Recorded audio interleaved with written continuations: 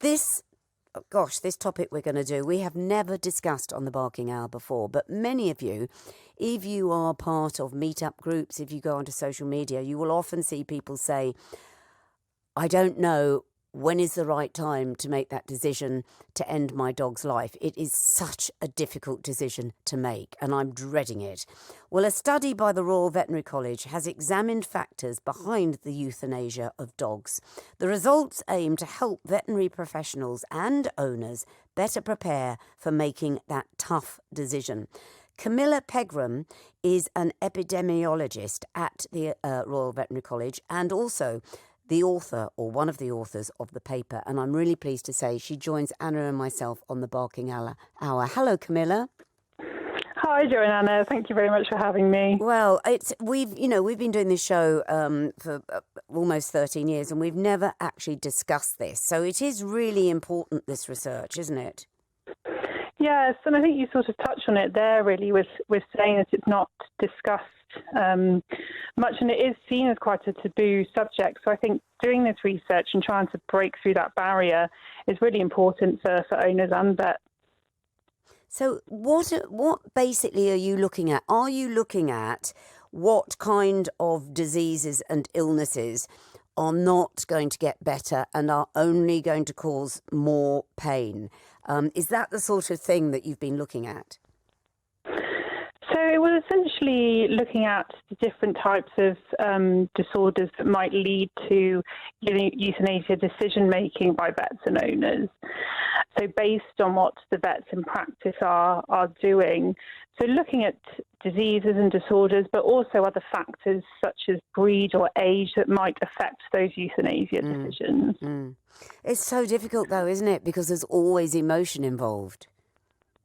Exactly, yeah. And I think, what works for one owner might work differently to another. There's always circumstantial and situational considerations as well. Anna?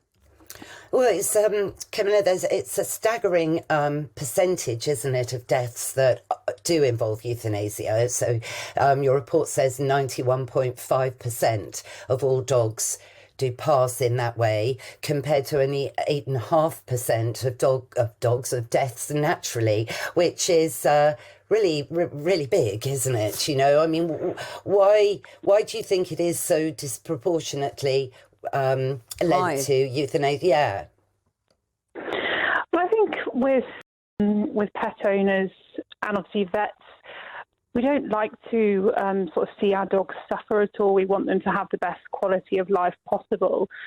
So I think when it gets to the point where we feel suffering is too much and actually it's severely affecting their quality of life, then making a decision to euthanize a dog is often taken. So, and as you say, even that result that 91.5% of deaths involve euthanasia, it just might help other owners sort of come to terms with that decision and realise that, they're in the boat with so many other dog owners and actually they can be supported with that knowledge. And I think that's such an important thing, because I know just from my mum when she made the decision over her cat, this was like 8 years ago. I don't think there's a week goes by when she doesn't say, I don't think I did the right thing. I mean, the guilt when you take that responsibility, because we all say, look, these animals trust us to make this decision. And the guilt that follows it, it's so important that you, the human, are given support in this. Yes, yeah, you're quite right there. And I think obviously support from the vet themselves, but also the wider support from a community. So I think, I hope that's something that our research can really help with, that actually there is such a large community of pet owners that are having to go through this process, and owners knowing that they're making the same decisions as lots of others have to, and feeling that they just have that general support and potentially what other owners might opt for in their situation, for example. So say with our research highlighting particular disorders that might be more likely to lead to euthanasia, it might help those owners come to terms with this and make those decisions for themselves. So alarms went off when you talked about breeds of dogs, because I have I have a walking medical disaster, which is a British bulldog. I realise that now, and when I got her, I mean, I love her. She's visited your college quite a few times, but I've got her to 13, and I'm proud of that, and she seems, touch wood, quite healthy. But say I brought her in at the moment with something, would you then be, after this research, would it be a discussion like, well, these bulldogs aren't likely to sort of recover from this, especially if breathing is involved? Are there things like that have come out of it? Well, I think the breed result is a very interesting one, and I think it's something that does need to be explored further. And obviously, we sort of, put theories in our study as to why this might be, because as you say, it was sort of the bulldogs and pugs, so the flat-faced dogs, that did come out at greatest risk of an unassisted death. So I think trying to understand that a bit more, we sort of know that owners of brachycephalic breeds form particularly strong bonds and relationships with their dogs. So whether that potentially has any impact, the fact that they do form such strong relationships, and then potentially it makes it harder to say goodbye, that could be a reason. But I think it does really need some further research around the breed area. And I suppose it's still an individual case-by-case basis. Obviously, you said with your bulldog at 13, as you say, that's a great age for a bulldog, and I think it's still very much individual, but I think definitely exploring that breed area more would be really useful. One final question, Anna.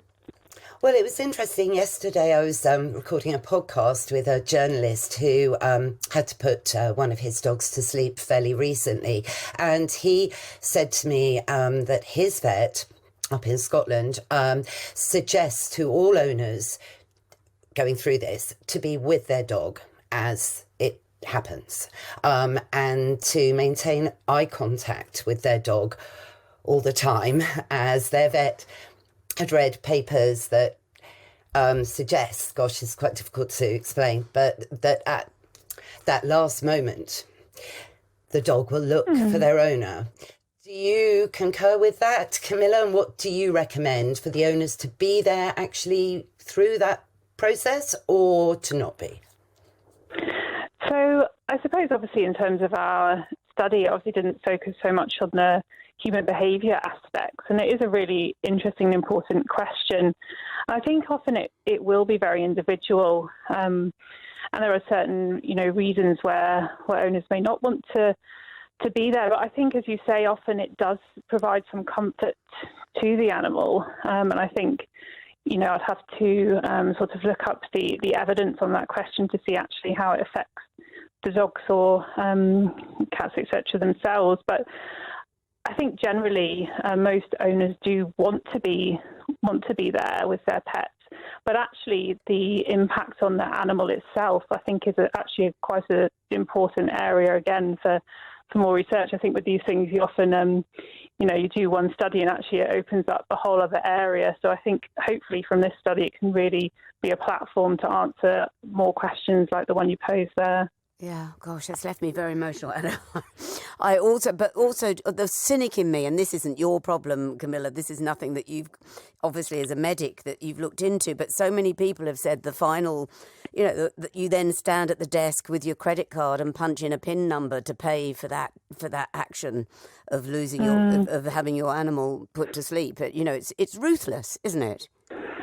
Yeah, there is so much complexity to this, and as you say, it just seems, quite a brutal thing to have to do after. And again, it's obviously, like you say, it's not something. I'm not sort of a practice manager or working in that respect. So, but it's difficult all round, and it doesn't necessarily ease the stress at the time at all, does it? I'm really grateful for you coming on, because we've never discussed this for obvious reasons. Anna and I are holding it together here, as are probably many of the listeners. But Camilla, really important research. So thank you for coming on. You can read more about that research into euthanasia on the Royal Veterinary College website. That's rvc.ac.uk.